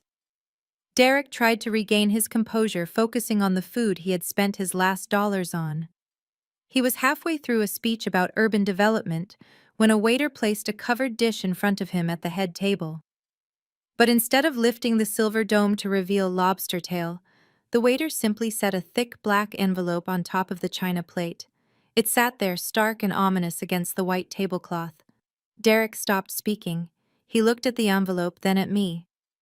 I was sipping my tea, my eyes locked on his. He recognized the stationery immediately.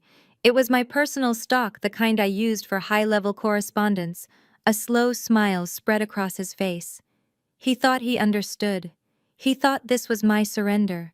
He believed that inside that heavy black paper was a handwritten apology, a plea for forgiveness, perhaps even a check to cover the event costs. His ego inflated instantly, filling the room with its suffocating presence. He picked up the envelope, weighing it in his hand. "It feels heavy," he announced to the table, his voice booming with false joviality. Simone always did have a flair for dramatic gestures. He looked around the room, making sure everyone was watching. "I assume this is a letter of support for the campaign, or perhaps a personal note acknowledging that she might have overreacted earlier." He chuckled, inviting the room to join in his amusement. A few sycophants laughed nervously, but most people just watched, sensing the tension. He turned the envelope over to Derek.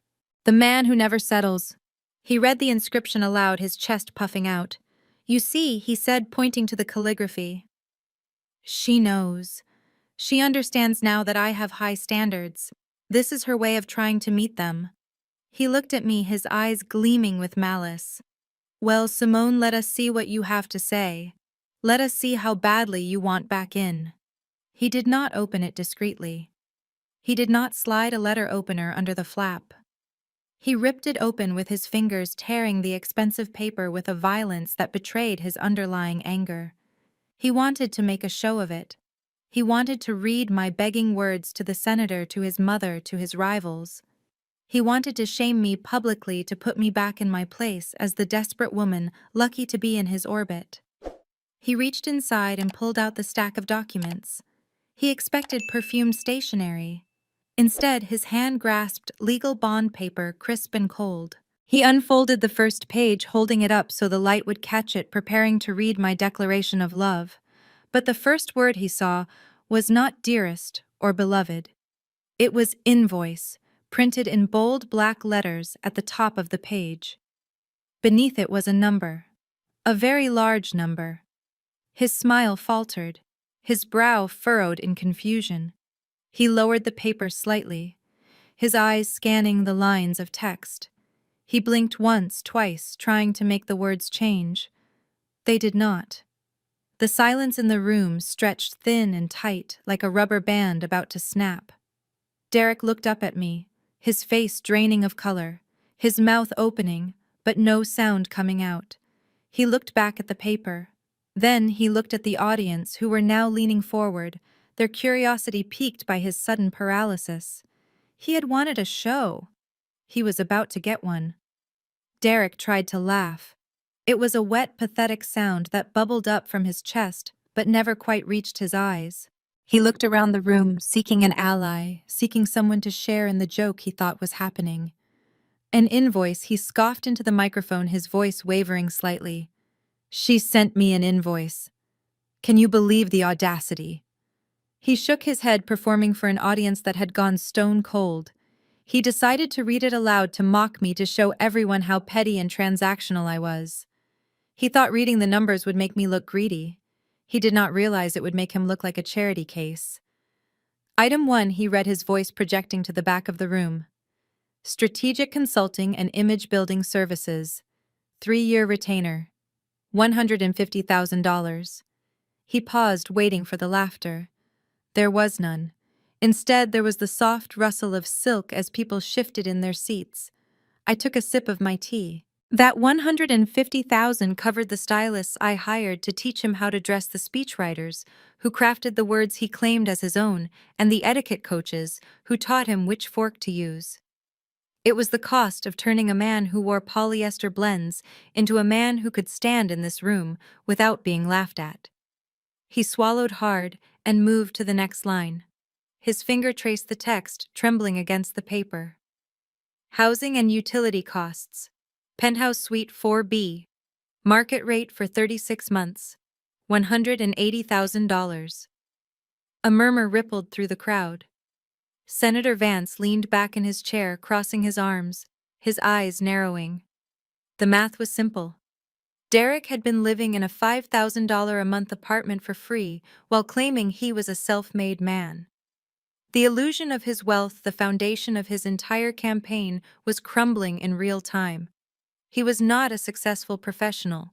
He was a squatter in a designer suit. Derek looked up at me, sweat beading on his forehead. He wanted to stop reading. He wanted to crumble the paper and run. But the silence of the room held him hostage.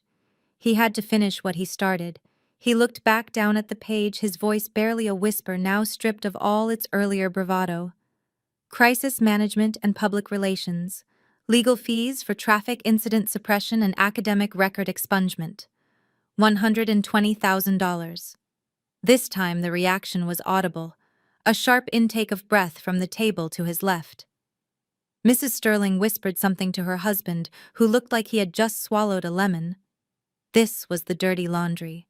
This was the cost of keeping him out of jail for his drunk driving and keeping him in law school after he was caught cheating. This was the price of his freedom, and I had paid it in full without him ever seeing a bill. Until now. He stared at the bottom of the page, his eyes wide with horror. Total amount due immediately. $450,000. Payment terms net 30. Interest will accrue at 18% annually on all past due balances. The paper slipped from his fingers, fluttering down to the table like a dead leaf.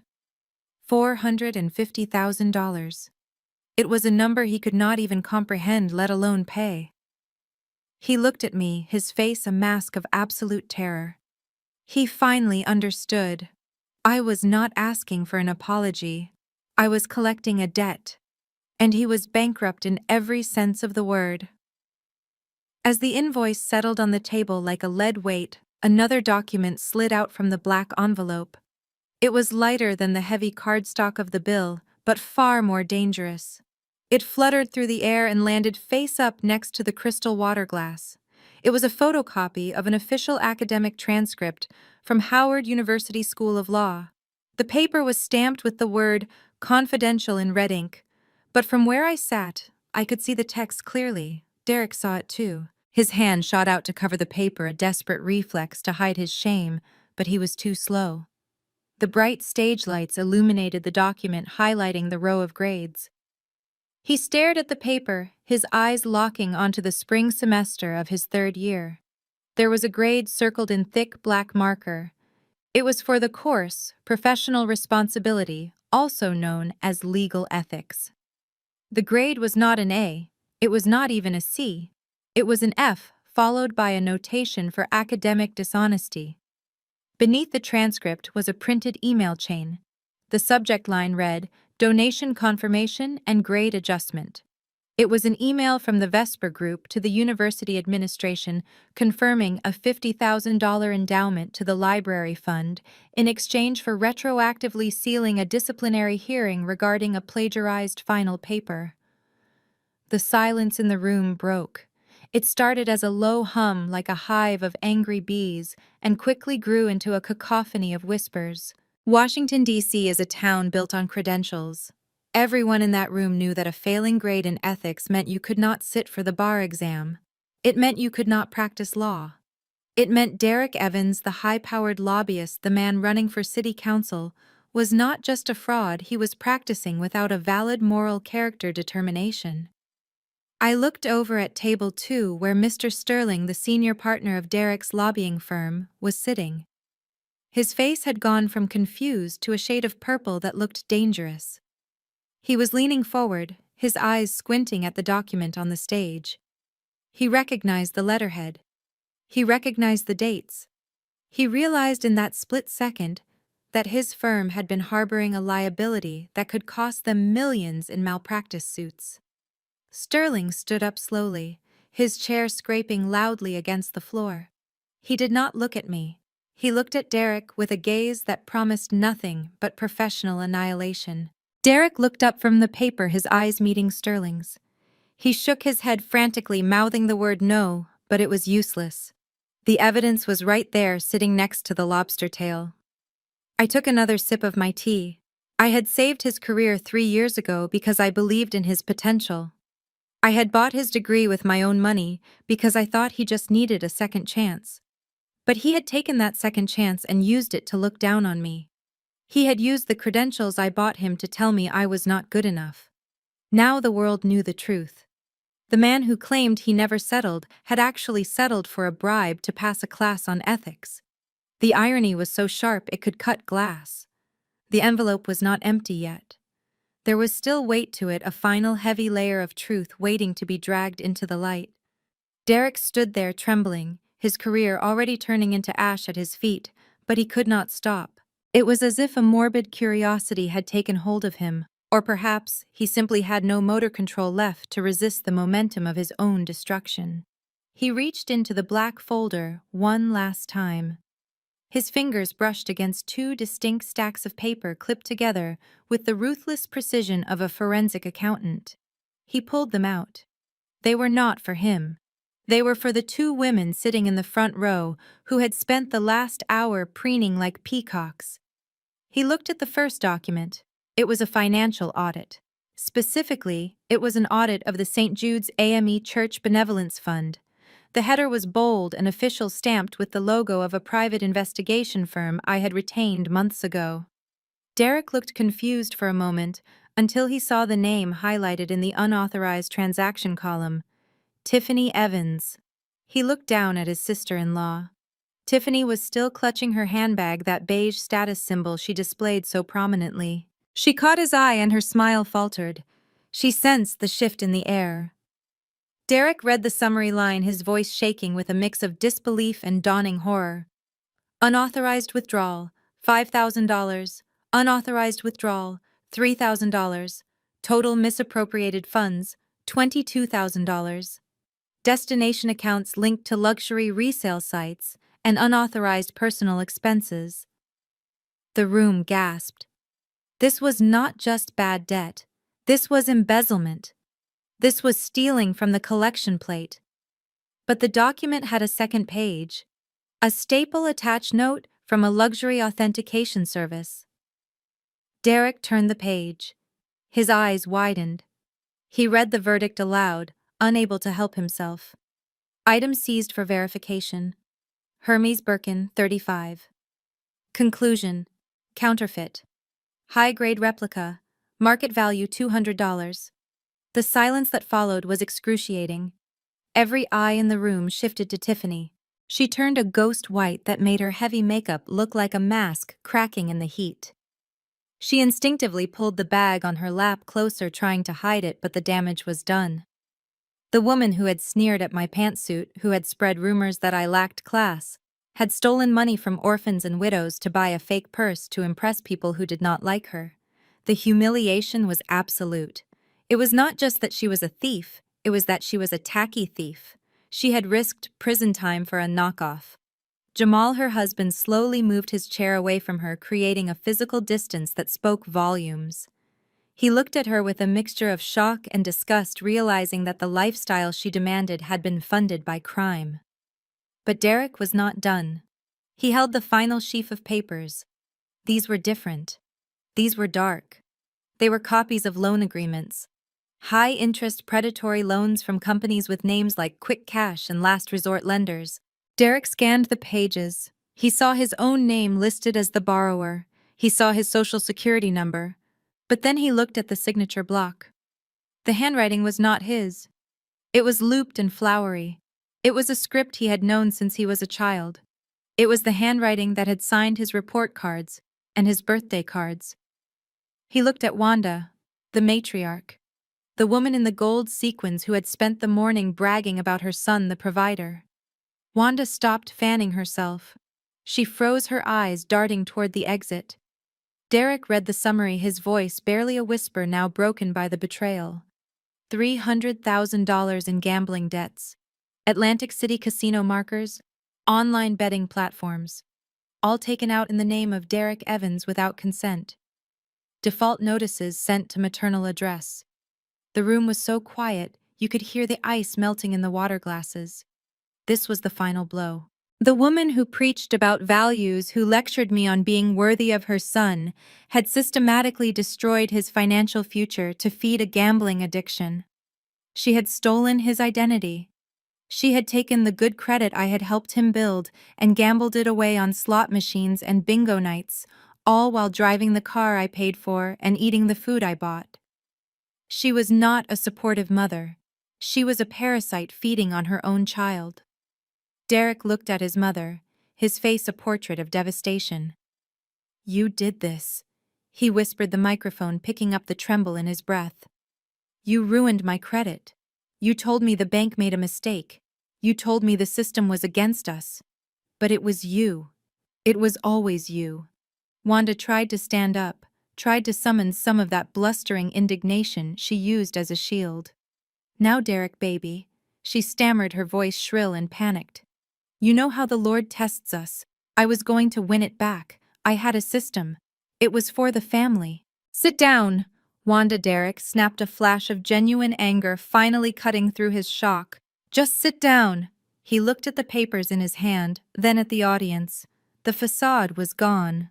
The family of high-value individuals, the dynasty he wanted to build, was exposed for what it was: a fraud, a thief, and an addict. And standing in the middle of the wreckage was Derek, the man who claimed he never settled, realizing that he was the biggest fraud of them all. He looked across the table at me. I sat perfectly still, my hands folded on the white tablecloth. I did not smile. I did not gloat. I simply looked at him with the cold indifference of a mirror reflecting the ugly truth. He wanted a standard. I gave him one. And it crushed him. Derek looked at the ruins of his life scattered across the white tablecloth, and he snapped. The reality was too heavy for his fragile ego to carry, so he simply rejected it. He grabbed the microphone stand, shaking it with a violence that made the feedback screech through the speakers, causing the distinguished guests to cover their ears. His face was a mask of twisted fury, the veins in his neck bulging against the tight collar of his cheap shirt. "You are insane!" he screamed, pointing a trembling finger at me. "This is fake. All of it is fake. She forged these documents. Can you not see what she is doing? She is trying to frame me because I left her. She is a bitter, jealous woman who cannot handle rejection." He looked desperately at Senator Vance, seeking an ally, but the senator was staring at him with cold, hard pity. "These are lies," Derek shouted, his voice cracking. "I am a self-made man. I built this. I own this." He grabbed the stack of invoices and threw them into the air. The papers fluttered down like confetti, raining over the stunned silence of the room. It was a pathetic display. A child throwing a tantrum when caught with his hand in the cookie jar. He was sweating profusely now, the moisture soaking through his suit, staining the armpits dark blue. He looked at his mother, hoping for backup, but Wanda was too busy weeping into a napkin, terrified of the police officers she imagined were already on their way. He looked at Tiffany, but she was staring at the floor, hiding her face from the burning gaze of society. He was alone, completely and utterly alone on that stage. I did not shout. I did not throw anything. I simply stood up. The movement was slow and fluid, the white silk of my suit catching the light. I walked around the table moving with a predatory grace that made Derek take a step back. I did not go to the podium. I did not need to. I walked over to Senator Vance, who was watching me with a look of intense anticipation. I held out my hand, and without a word, he handed me his personal lapel microphone. I clipped it onto my jacket. The sound of the clip snapping shut was the only noise in the room. I turned to face Derek. I stood in the center of the room, surrounded by the most powerful people in the city, and I looked up at him on his stage. He looked small. He looked like a boy wearing his father's clothes. "You know, Derek," I said. My voice amplified, clear and calm, completely devoid of the hysteria he was projecting. "For the last 3 days I have been thinking about what you said to me. You told the world that being with me was settling. You said that I was holding you back. You said you needed to raise your standards." I took a step closer, my heels clicking on the floor. "And you know what? You were right." Derek blinked, confused by my admission. He opened his mouth to speak, perhaps to seize on this as a victory, but I cut him off. "You were settling," I continued, my voice hardening into steel. "You were settling for a life where you did not have to work. You were settling for a woman who paid your rent, who bought your clothes, who covered up your crimes, and who smoothed the road for you so you would never have to stumble. You settled for the comfort of a safety net that you did not build. You settled for being a passenger in your own life while I drove the car." I gestured to the papers on the floor. "But you see, Derek, my definition of settling is different. To me, settling is pretending that a man who steals from his mother is a leader. Settling is pretending that a man who cheats on his ethics exam is a lawyer. Settling is sharing my bed with a man who needs an allowance to buy me dinner." I looked him dead in the eye and I saw the light go out of him. I saw the moment he realized there was no coming back from this. "My standards are simple," I said, my voice ringing out like a judgment. "I value integrity. I value honesty. And above all, I value men who can pay their own mortgage. My standard is a partner, not a dependent. My standard is a king, not a parasite who latches onto a host and calls himself powerful." The word parasite hung in the air. It was ugly. It was visceral. It was true. "So yes, Derek, I am letting you go. Not because I am bitter, but because I am finally taking your advice. I am raising my standards. I am clearing out the dead wood to make room for something real. And that starts with evicting you from my life, my home, and my bank account." I reached into my pocket and pulled out a single silver key. It was the key to the penthouse. The key he had used for 3 years. I held it up so the light caught it one last time. "You have until sunset to remove your personal effects from the lobby," I said. "The locks have already been changed. Security will be waiting to escort you off the premises. Do not make them drag you." I dropped the key on the floor. It hit the wood with a metallic clatter that sounded like a gavel coming down. I did not wait for his response. I did not look at his weeping mother, or his thief of a sister-in-law. I turned my back on the stage. I looked at Senator Vance, who was nodding slowly, a grim smile of respect on his face. I looked at the CEO of Apex Systems, who raised his glass in a silent toast. I walked toward the exit, the white suit glowing in the gloom, the crowd parting for me like the Red Sea. I left Derek Evans standing on a stage of lies, surrounded by the paper trail of his failures, watching the only honest thing in his life walk out the door. He had wanted to be the center of attention. He had wanted a memorable launch. Well, he got it. Washington would talk about this brunch for years. They would talk about the day the Queen burned the jester and didn't even smudge her makeup. The silence that followed Simone's departure was heavy and suffocating, like the air before a thunderstorm. The room was frozen in a collective state of shock. The silver key lay on the wooden floorboards, a lonely testament to the end of an era. Derek stood on the stage, his hands trembling by his sides, his eyes fixed on the empty doorway where his future had just walked out. He looked like a man waking up from a long dream, only to find himself in a nightmare. Mr. Sterling, the senior partner of the lobbying firm, did not wait for the shock to subside. He was a man who protected his business above all else, and he knew that every second Derek remained associated with his firm was bleeding money and reputation. He stood up from his table, his chair scraping harshly against the floor. He walked toward the stage, his face a mask of cold, professional fury. He did not care about the audience. He did not care about the scene. He cared about cutting out the rot. He stopped at the foot of the stage, looking up at Derek with eyes that held no pity. "Evans," he said, his voice cutting through the silence like a whip. "You are done. You are fired effective immediately. Do not bother coming to the office to clear out your desk.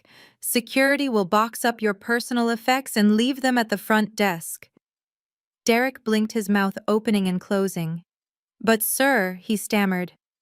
"The invoice, the allegations. I can explain. It is just a misunderstanding." "There is nothing to misunderstand," Sterling snapped. "I saw the transcript, Derek. I saw the email regarding the bribe. You defrauded the firm. You falsified your credentials. You practiced law without a valid license. Do you have any idea the liability you have just exposed us to?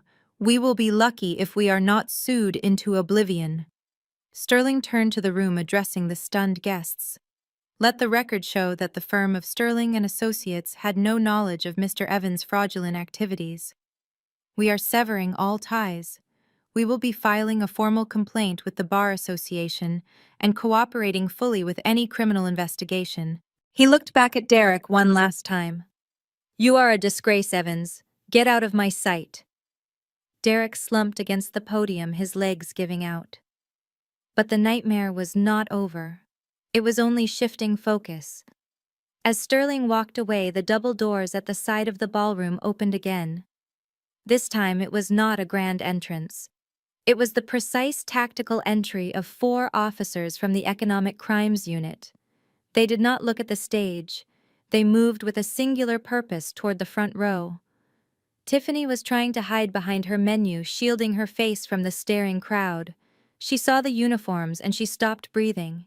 She nudged Jamal, trying to get him to do something to stand up for her, but Jamal was paralyzed, his eyes wide with fear. The lead officer stopped directly in front of her. "Tiffany Evans," he asked, though it was not really a question. Tiffany shook her head frantically, clutching the fake Hermes bag to her chest as if it could save her. "No," she whispered. "There has been a mistake. Ms. Evans, you are under arrest for embezzlement and wire fraud regarding the St. Jude's Benevolence Fund," the officer said, his voice devoid of emotion. "We have a warrant for your arrest and a search warrant for your residence. Please stand up and place your hands behind your back." The room gasped. Tiffany let out a high-pitched sob. "I did not do it," she wailed, looking around for sympathy, but finding only judgment. "It was just a loan. I was going to pay it back. I just needed the bag for the image." "You do not understand." The officer did not care about her image. He pulled her up from the chair. The fake bag slid from her lap and hit the floor with a hollow thud, spilling a tube of drugstore lipstick and a maxed-out credit card. The officer spun her around, and the metallic click of handcuffs echoed through the silent ballroom. It was a sound of finality. Jamal sat there staring at his hands, unable to look his wife in the eye. As they led Tiffany away, weeping and stumbling in her heels, the guests parted like the Red Sea, recoiling from her as if she were contagious. And then the final domino fell. Wanda sat alone at the table, her gold-sequined dress now looking like a cheap costume. She was fanning herself rapidly, her chest heaving. She watched her son destroyed on stage. She watched her daughter-in-law arrested in handcuffs. She thought it could not get worse. She was wrong. 2 men in dark suits walked in through the main entrance. They were not police. They were something far more terrifying to a woman like Wanda. They were private process servers, acting on behalf of the casino holding company. They scanned the room and spotted the gold feathers of her hat. They walked over, their movements heavy and deliberate. "Wanda Evans," one of them said, dropping a thick stack of legal papers onto the table in front of her. "We are serving you with a lawsuit for $300,000 in unpaid gambling debts. We also have a court order to seize assets to secure the debt. Wanda stared at the papers. She saw the numbers. She saw the threats of foreclosure on her home, the home she had boasted about, the home Simone had helped her renovate. She looked at the man's face and saw no mercy. The reality of her situation crashed down on her. The lies were gone. The money was gone. The reputation she valued more than her soul was gone. Her breath hitched. Her hand flew to her chest. This was not the theatrical fainting spell she used to get out of awkward conversations. This was her body shutting down under the weight of total catastrophe. Her eyes rolled back in her head. She let out a soft gurgling sound, and then she tipped over. The chair tipped with her and she hit the floor with a heavy, sickening crash. Her hat rolled away, shedding gold feathers across the carpet. Derek watched from the stage as paramedics were called. He saw his mother on the floor. He saw his sister-in-law in the back of a police car. He saw his boss typing a termination letter on his phone. The power brunch was over. The Evans dynasty had not just fallen, it had been incinerated. And somewhere in the city, in a quiet room with a view, Simone was sipping tea, watching the smoke rise from the fire she had lit. I walked out of the heavy double doors of the Hamilton and into the blinding brightness of the midday sun. The air outside was humid and thick with the sounds of city traffic, a stark contrast to the air-conditioned silence of the ballroom I had just dismantled. My driver, Thomas, was already waiting at the curb, standing by the open door of the black sedan like a silent sentinel. He did not ask how the brunch went. He simply nodded, his eyes scanning the space behind me, ready to whisk me away before the fallout could touch the hem of my pantsuit. But the fallout was faster than I expected. Simone, wait. The voice was a ragged, desperate scream that tore through the ambient noise of the street. I paused, my hand resting on the cool metal of the car door. I did not turn around immediately. I heard the frantic slapping of leather soles against the pavement, the sound of a man running for his life. Simone, please do not get in the car. Derek burst through the doors, stumbling as he hit the sidewalk. He looked nothing like the polished candidate who had taken the stage an hour ago. His tie was undone, hanging loosely around his neck like a noose. His jacket was missing, lost somewhere in the chaos of his termination. His shirt was soaked through with sweat, and there was a wild, terrified look in his eyes that made him unrecognizable. He ran toward me, ignoring the confused looks of pedestrians and the valet attendants. He did not stop until he was mere inches from me, invading my personal space with the scent of fear and cheap cologne. Thomas stepped forward, his hand moving to intercept, but I held up a hand to stop him. I wanted to hear this. I wanted to see exactly how low the man who never settles would go when he had nothing left to lose. Derek looked at me, his chest heaving. He reached out to grab my hand, but I pulled it back sharp and fast. He flinched as if I had slapped him. Then right there on the dirty concrete of the parking valet zone, he did the unthinkable. He dropped to his knees. He did not care about his suit pants. He did not care about the people watching from the sidewalk. He collapsed in a heap of broken ego and sobbing desperation. Baby, please. He choked out, tears streaming down his face, mixing with the sweat. You cannot leave me like this. You cannot just walk away after everything we have been through. It was not my fault, Simone. You have to believe me. I looked down at him. From this angle, he looked so small. It was pathetic, really. The height, the posture, the bravado, it was all gone. It was my mother! Derek sobbed, his voice rising in pitch. It was Wanda. She put so much pressure on me. She told me I had to be a big man. She told me I had to provide. I only took the loans because she expected me to live a certain way. I only faked the degree because I could not bear to disappoint her. I did it for the family, Simone. I did it for us. I wanted to be worthy of you. I wanted to stand on your level. He looked up at me, his eyes pleading, searching my face for a crack in the armor, for a hint of the woman who used to fix his mistakes. I was drowning, Simone. He continued, the words tumbling out in a frantic stream. You do not know what it is like. The expectations, the stress. I felt like I was suffocating every single day. I just needed a little more time. I was going to pay it all back. I swear to God, I was going to make it right once I got elected. I just needed to win. Why did you have to do this? Why did you have to ruin me? He reached out and clutched the hem of my white jacket, his fingers staining the fabric. I looked at his hand, then back at his face. I felt absolutely nothing. No anger, no sadness, no pity. Just a cold, clinical detachment. I was looking at a stranger. A stranger who had lived in my house and slept in my bed for 3 years. I stepped back, pulling my jacket from his grip. I looked at him with the kind of clarity that only comes when the emotional fog finally lifts. "Get up, Derek," I said, my voice low and steady. "You are embarrassing yourself." He shook his head, refusing to move. "Not until you say you forgive me. Not until you tell Thomas to unlock the door so we can go home and fix this. We can fix this, Simone. You have the money. You can make the lawyers go away. You can talk to Sterling. Please, baby. I love you. I love you so much." I laughed. It was a dry, humorless sound. That was the phrase I had been waiting for. The lie that had kept me trapped for so long.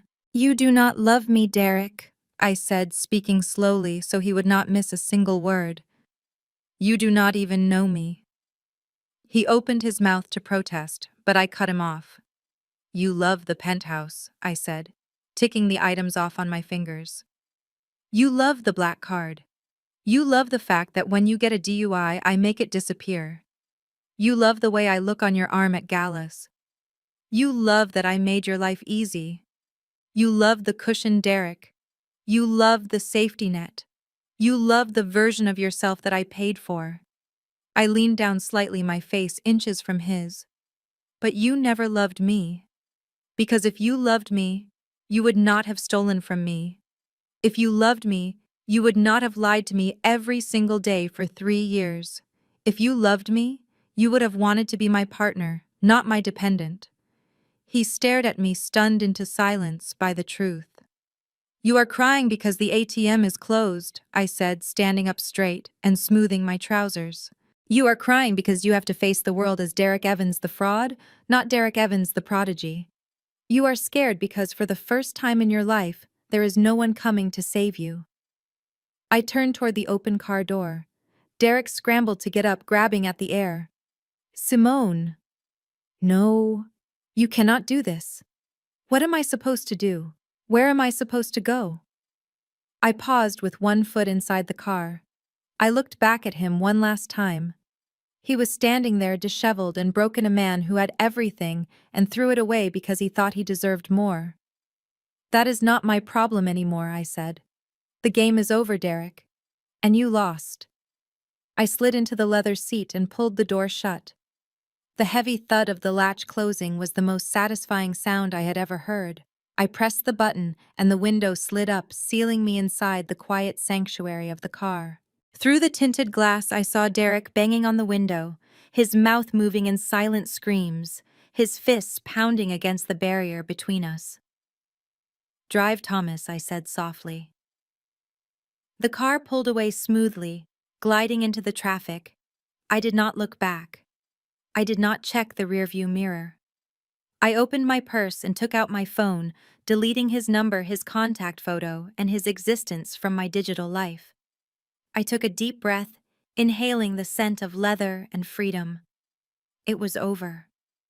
The parasite was gone, and I had never felt more alive.